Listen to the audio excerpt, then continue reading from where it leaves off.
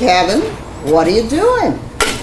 Well, one of those questions I seem to get rather often is, hey, I'm trying to put together this thing, and how do I keep it from warping? Try to weld a corner up, it warps. I try to weld, something to a plate for like a leg, it warps. What can I do? Give me a hint here. How can I stop this from happening? So let's say you just want to, get a nice little 45 here. You're making a picture frame, whatever. An angle clamp, 45-degree clamp.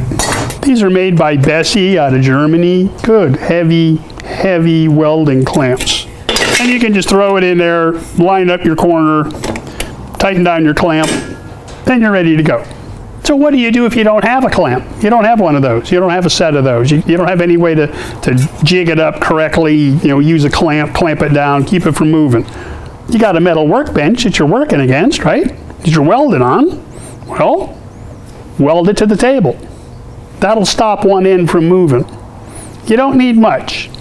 Let's say like 3 or 4 tack welds. 1/4 inch, 3/8 of an inch. You don't want to weld the whole thing because you got to go back and cut that off and then grind that weld off again, and get it back to where it was supposed to be. But 1, 2, 3 down that side, 1, 2, 3 down this side. This piece isn't going anywhere. Trying to clamp it to the bench, it's just not going to work. You just can't clamp it hard enough to keep this piece from moving. It's always going to move. When you put that heat to it as you're welding on it, it moves. It's just a fact of life. It's going to move. So weld him down. So of course you're starting out with a couple of nice 45s. You got a nice 45-degree angle on there. Whether you cut it on your on a horizontal bandsaw, you did it with a chop saw. Whether you just took your framing square and just mark it with a scribe, not a pencil, not a marker, not a piece of chalk. A scribe, nice, straight, sharp, one line. So there's no doubt about it. You have to cut on that side of that line just like that. And you're going to get a nice, true, straight cut.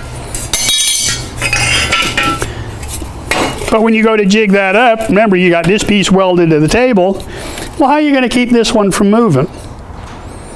Well, you cheat. Get a small piece of scrap, cut 2 45s on it. You've already had experience cutting them over here. And you can come in here, tack it.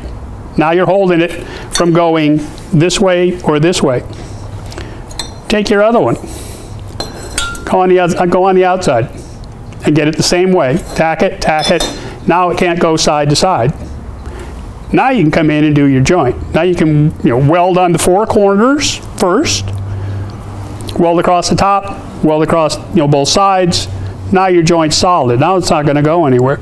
Then you can go ahead and just cut your braces off, get those out of the way, cut your spot welds off, get your piece off the table. Now you can come back and get the sides you missed over here. Grind everything smooth. It'll come out straight. Same as if you're doing like a big piece of plate. You're making legs on a table or something like that. Imagine this is bigger. Once again, just spot weld it to the table. Come in with your 90-degree cutoff right there that you're going to use for a leg and put it on there. Can you just tack it on the 4 corners and it'll come out straight? Nope, it won't. It'll bend, it'll move, it'll warp. You're putting heat to it. It's going to move. So again, come in with your scrap. Catch it once this way, catch it once that way.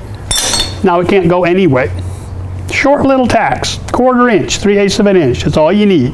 Just enough to keep it from popping loose as you're trying to weld on it. Once you get those in, now come in, get your 4 corners, hit one side, hit the other side, hit the other. Cut your braces loose, cut your tacks loose. You're good to go. What about those long welds? Let's say these are 2 pieces of flat plate and you want to butt them up against one another and weld that seam and wind up with a wider plate. Are you going to start up here, weld all the way one time? No, because it's going to warp. The minute you start welding up here, it's going to try to pull. And it's just pulling, it's going to get farther and farther apart, and you're going to wind up with a big old gap by the time you get to the other end. Same thing. Put your plate down on your bench, tack it, tack it, tack it. Keep it from moving. Come get it at both ends.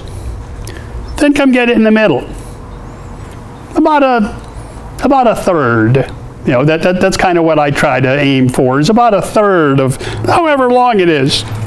Take about that middle third. Tack it, weld it. Let it cool. Then come back and get the other one. Then come back and get the other one. Don't go out, go in. Why go in?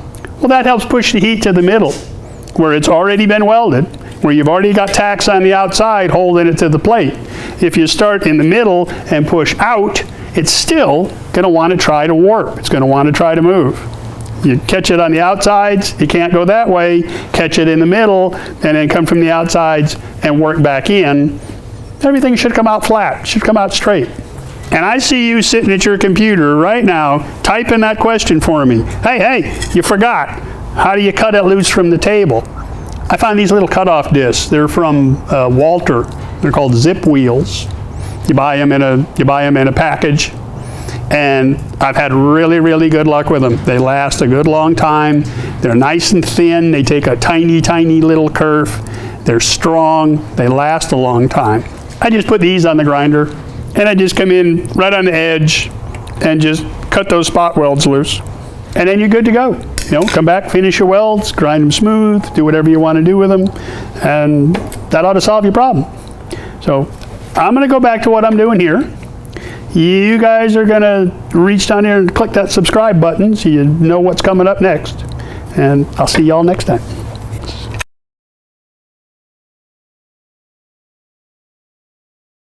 Whether you just, I can never remember how that goes.